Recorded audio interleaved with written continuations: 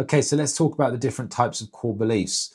Our core beliefs are generally labels about ourselves. They're negative evaluations about ourselves, and they're generally to do with different areas. For example, they're about our capability, our capacity to be useful, to be functional.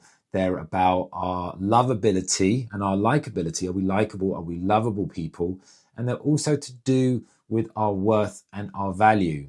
So really there's different types of core beliefs. So when we're young, we really want to try and work out how do we define our value. As children, we're trying to work out what value do we have in the world. And as we know now about conditional awareness, we set it up so we only accept ourselves under certain situations in certain circumstances.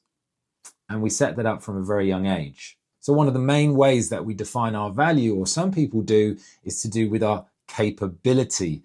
Are we capable? Are we useful? Do we provide some kind of functional value? And that's one of the main ways a lot of people will value themselves. So if they can't provide anything of use, if they can't be useful to other people, then they might say, I am inadequate. I have no worth because I have no capability. So this is one way how people will use conditional self-acceptance to judge themselves negatively. Now, another way that people do it is we can judge ourselves based on our achievements. Am I achieving something?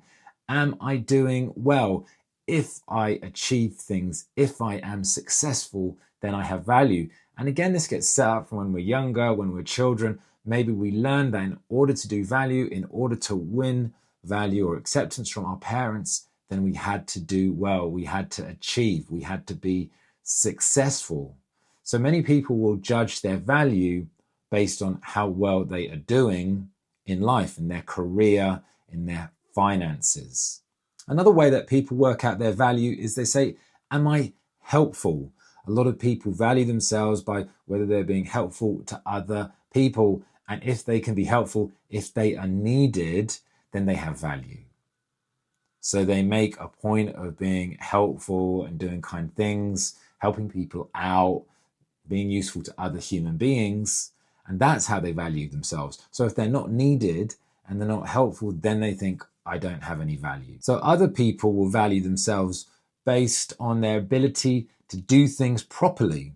If I do things correctly, if I do things the right way, if I do them how they are intended, for example, maybe it's if you're a perfectionist or you like things to be done properly, then you have value. And if you don't do things the correct way and you don't do things properly, then you don't have value.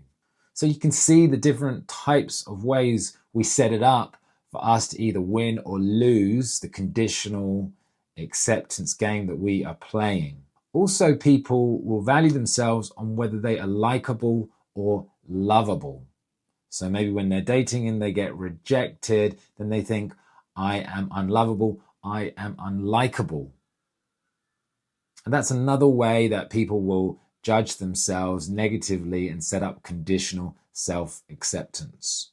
So all of these types of core beliefs are based around the idea that ultimately there is something wrong with me. I'm not capable, I'm not lovable, I'm not useful, I'm not helpful, that there's something defective, that there's something wrong with me on a deep level. And that's how our core beliefs are structured. And as we're going to go into some more detail, we create these when we're very young. And then we spend the rest of our lives living through the lens of believing those core beliefs. I'll see you in the next class.